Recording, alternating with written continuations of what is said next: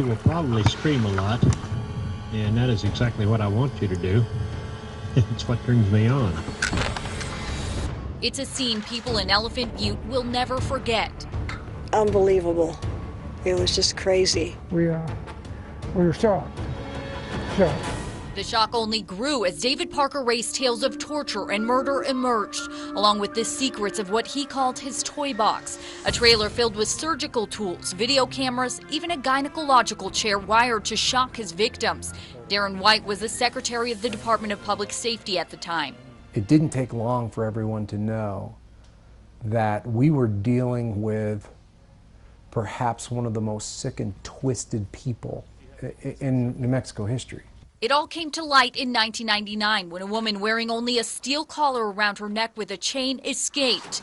She ran down to the next house down here, and they called the police. State Police investigator Norman Rhodes took us to what's left of Ray's place. I think the best way to get out there.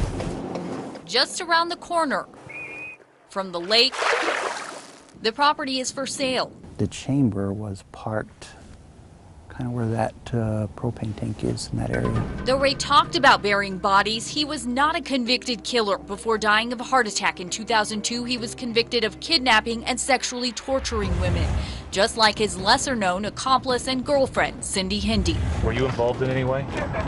No. Kind of. Kind of? Yeah.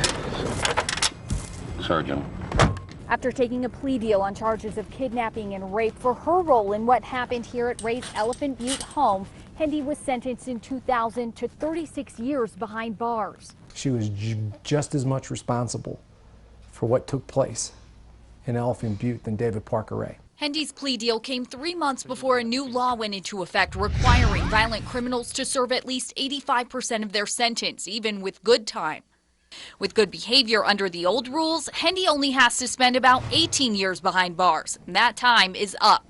The parole board says Hindy only has to submit a plan for where she'll live after release. Once they check it out and approve it, she'll be out on parole for 2 years. I wish she would spend the rest of her life in prison. Questions linger about how much she knows of unsolved murders. Ray told her he killed at least 40 women, claims that sent crews searching for bodies over the years. In court documents, Hindy wrote she'd been drinking one morning when Ray showed her where he buried 3 women. Do you think that she does have information that could help investigators? I think she gave us everything she knew. Rhodes says for a chance at less prison time, Hindy went with him to point out burial sites. He never, that we know of, took her to a place and said, right there is a victim that's buried.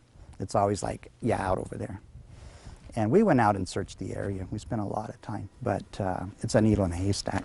Do you think it will ever be solved? No, I don't think so. Just a big case with a lot of questions and very little answers.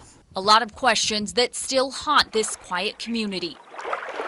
On special assignment, Lizzie Mitri, KRQE News 13.